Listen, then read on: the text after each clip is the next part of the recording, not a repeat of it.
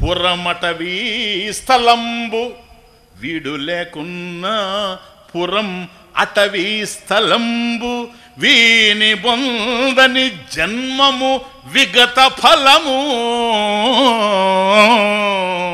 వీని పలుకని వచనంబు విహగరుతము, విని చూడని చూడ్కులు వ్యధలు వృధలు. అందరూ చెప్తున్నారట, ఇదిగో వీడే. ఎవరండి? అప్పుడు ఇక్కడి నుంచి ఆ రాక్షసి పోయిందే పోతన, దానిని పాలు తాగుతూ ఆ పాలతో పాటుగా ప్రాణాలు పీడ్చేసిన వాడు ఇదిగో అతనే, బ్లాక్ ఫెలో, బ్లూ ఫెలో.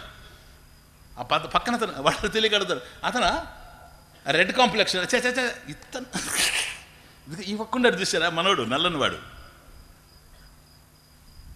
ఇప్పుడు మన మనసులో ఉండేవాడు. చైతన్యుని ఎదలో మాధవుడు, నల్లనివాడు అల్లరివాడు, నల్లనివాడు అల్లరివాడు, చైతన్యుని ఎదలో మాధవుడు, నల్లనివాడు అల్లరివాడు, నల్లనివాడు అల్లరివాడు. వాడేవిడు అర్థమవుతుంది.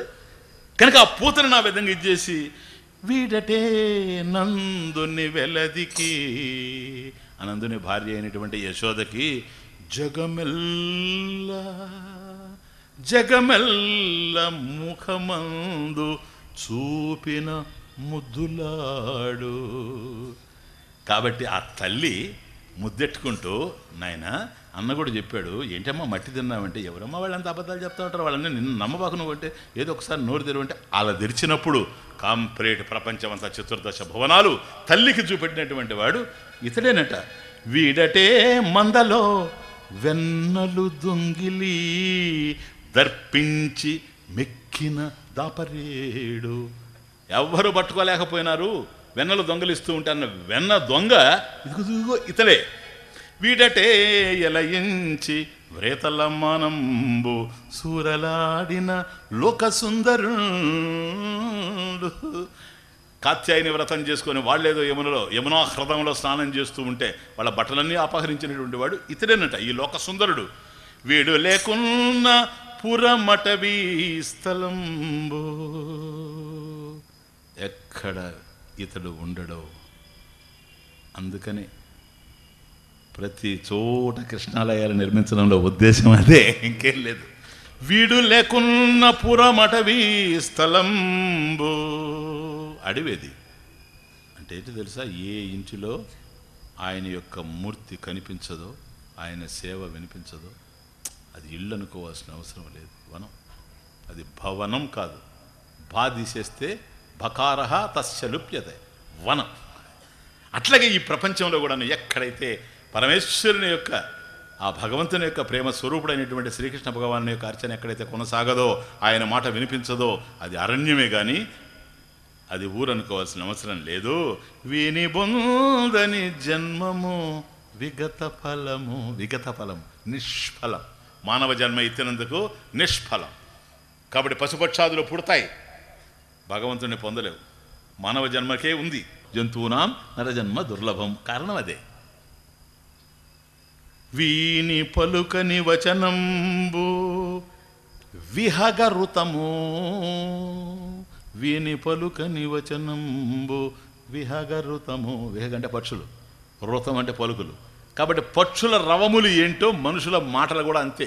అవి కనుక భగవంతుడి గురించి కనుక మాట్లాడలేకపోతే, వీని చూడని చూడ్కులు వ్యధలు వృధలు. కాబట్టి కళ్ళున్నందుకు పరమేశ్వరుని దర్శించాలి.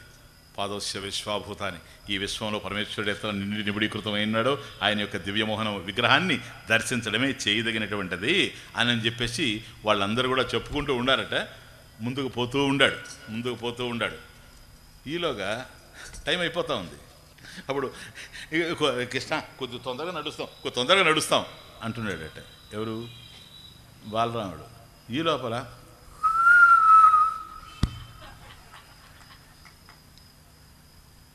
నాకు అంతకు మించి రాదు. ఇది ఏలని మీరు ఒప్పుకోరు, మీకు తెలుసు. లోపలికి లాగుతాను నేను గాలి, బయటకు అంటే నవలగా. అంత టైం లేదులే జీవితం అవి నేర్చుకోవడానికి. ఏలేస్తున్నాడట. బలరాముడు చూసి, ఈ 12 సంవత్సరాలు ఎప్పుడు వినలేదు, ఇలా కొట్టా. ఎవరిని? ఎవరో ఒక అమ్మాయి పోతుందట. భాగవతం సార్, ఇదేం చిన్న విషయం కాదు, ఇది భాగవతం. ఇది ఇతనికి పెద్ద ప్రాబ్లం బలరాముడికి. ఇదేంది ఇది? చివరికి ఇక్కడికి వచ్చి చేరింది ఏంది? దశమస్కందం ఎండింగ్లో ఈలల దగ్గర చేరింది. ఏమో వేస్తాడు.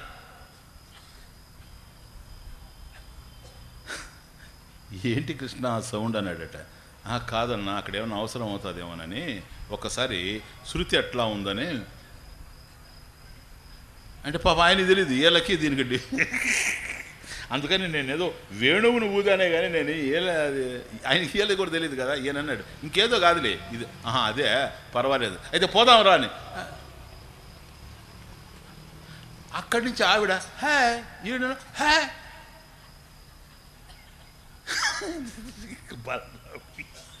ఎవరయ్యా వీళ్ళంతా? కొత్త కొత్త వాళ్ళని. ఆవిడెవరో తెలుసా?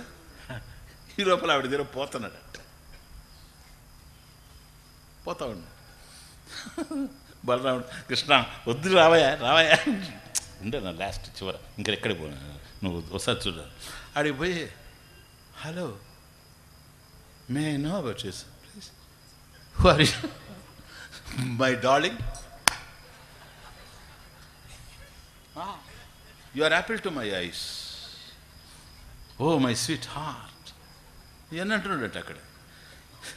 ఇదేం భాష ఇది, ఎప్పుడు వినలేదే అని బలరాముడు. ఎవరి దానవు, ఇదిగో పోతానా మార్చాడు నేను కాదు. ఎవరి దానవు లేపములెవరికి గోరి కొనుచు నేగొదు నీ పేరెవ్వతే, నీ పేరెవ్వతే మాకిమ్మనియు నివ్వటే లేదు చక్కనగుచు నీరజపత్ర నీరజ నేత్ర. ఆవిడ ఎట్లా ఉంది? పరమ వికారంగా. ఈయన అంటున్నాడు, you are apple to my eyes. బలరాముడు అనుకుంటాడట, అసలు ఆడవాళ్ళనే చూడలేదా? ఇదేమి కర్మ ఇది? గోపికలతో కలిసి మేమంతా అందరం కలిసి ఆడుకున్నాం కదా, ఎంత అందంగా ఉంటారు గోపికలు. ఈవిడ ఎట్లుందో తెలుసా? గూనె మొదట, నంబర్ 1 హంచ్బ్యాక్. ఆ తరువాత 3 వక్రాలుగా ఉంది. కుబ్జ కుబ్జ కుబ్జ త్రివక్ర 3 వక్రాలుగా ఉంది. ఆవిడని అంటున్నాడట, ఆహాహా ఏమి సౌందర్యము నీ సౌందర్యం, అలా ఇలా అని ఆవిడని పొగిడి, ఏంటి నువ్వు తీసుకుపోతుండవు? ఆ గిన్నెలో ఏదో ఉంది, ఒక వెండి పాత్రలో చందనం తీసి ఆ చందనం అంతా అందులో వేసుకొని పోతుంది. అప్పుడు అన్నాడు, ఏంటి అది అంటే, అందులో వేసవికాలం కంసుని చంపేది ఈ చందనం.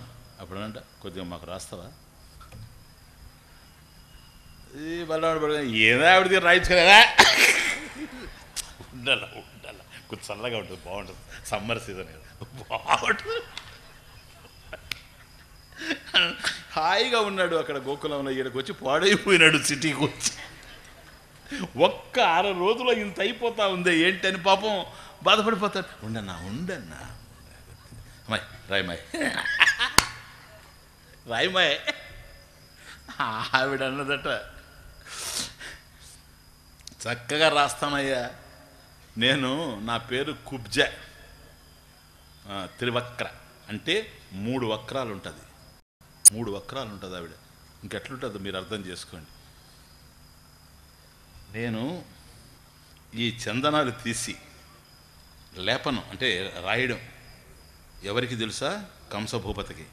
కంసభూపతికి ఈ చందనం తీసుకెళ్ళి లేపనంలో రాస్తాను. కంసుడు నా దగ్గర తప్ప ఇంకెవరి దగ్గర రాయించుకోడు. ఎందుకని? అంత హాయిగా నేను రాస్తానంటే. కానీ అయితే ఎంతసేపు రెచ్చగొడుతున్నావు రాయి ఏంటని. పాప బలరాముడు వద్దు కృష్ణ, ఏంది ఆవిడ ఎవరో తెలియదు మనకు, ఆవిడ చేత రాయించుకోవడం. నీకు వద్దు, ఊరుకో, నువ్వు రాయి మరి, నీకెందుకు నువ్వు